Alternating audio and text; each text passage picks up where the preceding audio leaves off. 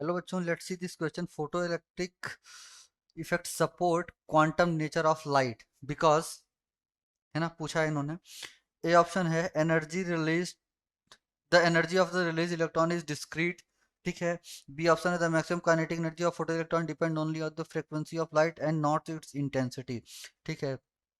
B और सी है even when the metal surface is bluntly illuminated the photoelectrons have leave the immediately.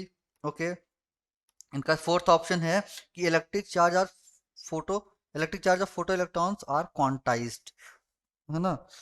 तो basically इसमें C option में ये कह रहे हैं कि इवन व्हेन मेटल सरफेस जो है बहुत चमकदार हो तो इलेक्ट्रॉन्स क्या हो जाते हैं, तुरंत बाहर निकल जाते हैं. नहीं, ऐसा कोई मतलब नहीं है, कोई रीजन नहीं है.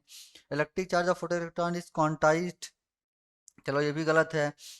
यहाँ पे क्या है कि द एनर्जी बिकॉज, यहाँ पे पूछा है ना कि चार्ज तो क्वांटाइज होते हैं, लेकिन चार्ज क्वांटाइज्ड होने का ये मतलब नहीं है कि ये फोटो इलेक्ट्रिक इफेक्ट का क्वांटम, है ना, क्वांटम नेचर ऑफ लाइट बताते हो. तो क्वांटम नेचर ऑफ लाइट बताने के लिए बेसिकली जो ये लाइट्स हैं, इसमें जो पार्टिकल्स हैं छोटे छोटे, ठीक है, ये कौन बताता है, ये बताता है कि इसका जो फोटो इलेक्ट्रिक इफेक्ट पे जब देखा गया ये किसी मेटल पे इंसिडेंट करवा के, कि तो ये इसके सिर्फ किस पे डिपेंड करता है, फ्रीक्वेंसी पे डिपेंड करता है, ना कि किस पे, इसके इंटेंसिटी पे डिपेंड करता है. तो यहां से हमें पता लगता है कि जो photo electric effect support quantum nature of light, है ना, because the maximum kinetic energy of photo electron depend only the frequency. ठीक है. तो जो के ई मैक्स की वैल्यू होती है अपनी, के ई मैक्स की जो वैल्यू होती है वो होती है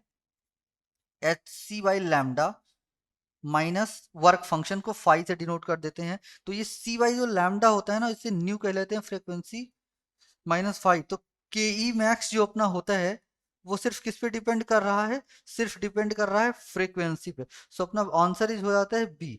ठीक है. सिर्फ B is the correct answer. Answer is B. So best of luck बच्चों.